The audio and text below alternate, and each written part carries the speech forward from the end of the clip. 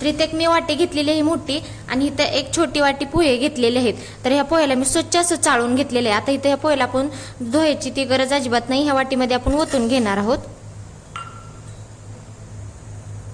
तर इथे एक वाटी घेतलेली आहे. एका वाटीमध्ये मी छोटी वाटी बेसन पीठ घेतलेलं आहे. बेसन पीठाला मी स्वच्छ असं चाळून घेतलेलं आहे. ती आपण ह्या वाटीमध्ये ओतून घेणार आहोत. त्याच्यामध्ये अर्धा चमचा लाल मिरची पावडर टाकून घ्यायची आणि अर्धा चमचा हळद टाकायची आणि चवीनुसार थोडंसं मीठ टाकून घ्यायचं आणि चमच्याच्या साहाय्याने व्यवस्थित असं सर्व मिक्स करून घ्यायचं. आणि मिक्स केल्यानंतर ह्याच्यामध्ये आपण पाणी ओतणार आहोत. थोडंसं पाणी ओतून घ्यायचं आणि चांगलं असं ह्याला हलवून घ्यायचं. इथे जास्त पातळ मिश्रण करायचं नाही आणि घट्ट पण करायचं नाही, मध्यम असं हे मिश्रण करून घ्यायचं. तर इथे बघू शकता अशा पद्धतीने छान असं हे मिश्रण तयार करून घेतलेलं आहे. जास्त पातळ पण नाही आणि घट्ट पण नाही, मध्यम असं मी तयार केलेलं आहे.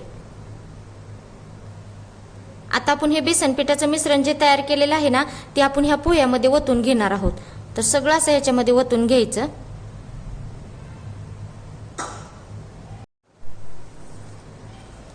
तर आता हे पोहे आणि बेसन व्यवस्थित असे चांगलं असं मिक्स करून घ्यायचं आणि हे मिक्स केल्यानंतर ह्याला काय करायचं, 5 मिनिटं असंच भिजत ठेवायचं. तर आता ह्याच्यावर आपण झाकण ठेवणार आहोत आणि 5 मिनिटं ह्याला असंच भिजत ठेवायचं.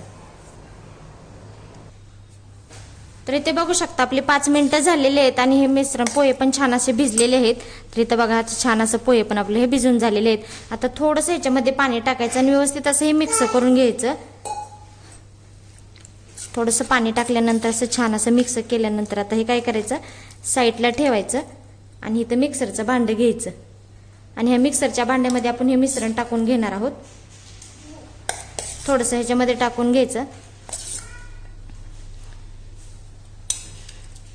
इथं मी 2-3 हिरव्या मिरच्या घेतल्या होत्या, त्या पण ह्याच्यामध्ये टाकून घ्यायच्या आणि 5-6 लसणाच्या पाकळ्या घेतल्या होत्या, ती पण ह्याच्यामध्ये टाकून घ्यायच्या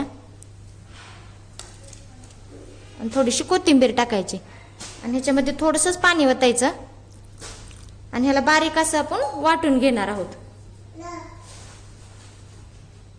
तर इथं बघू शकता अशा पद्धतीने आपण हे मिश्रण छान असं तयार करून घेतलेलं आहे. तर आता ह्या वाटीमध्ये आपण हे ओतून घेणार आहोत.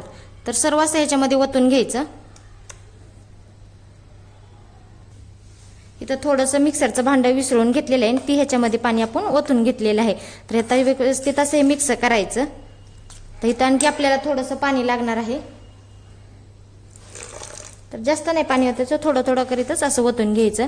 तर हे बघा एवढ्या पद्धतीने आपण पाणी ओतून घेतलेलं आहे. तर ह्याच्यामध्ये अर्धा चमचा मी पांढरे तीळ घेतलेले होते, ते ह्याच्यामध्ये टाकायचे.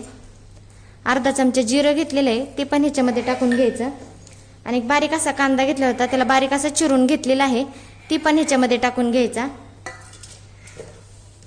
आणि चवीनुसार मीठ टाकायचं. पहिलं आपण मीठ टाकलेलं आहे त्याच्यामुळे इथं थोडंसंच मीठ टाकायचं आणि सर्व असं मिक्स करून घ्यायचं.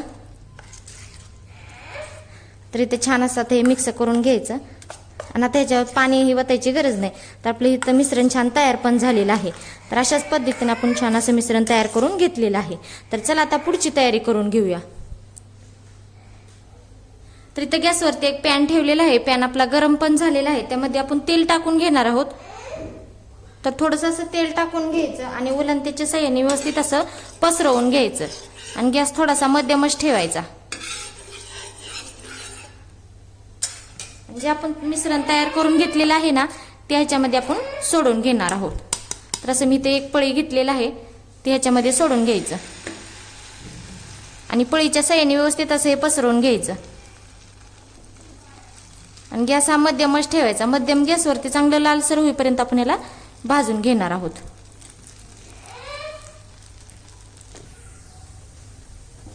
तर इथं बघू शकता खालची जाईस चांगली अशी लालसर झालेली आहे. तर आपण ह्याला आता पलटी करून घेणार आहोत. तर आता हे अशाच पद्धतीने खालची साईड पण आपण भाजून घेणार आहोत. आपला पोह्यापासून नाश्ता तयार झालेला आहे. घरी नक्की ट्राय करा, खूप सोप्या पद्धतीचा आहे, खायला पण एकदम मस्त लागणार आहे. आणि तुम्हाला माझा व्हिडिओ कसा वाटला तर कमेंट मध्ये मला नक्की सांगा. चला तर मग भेटूया पुढच्या रेसिपी मध्ये. तोपर्यंत धन्यवाद.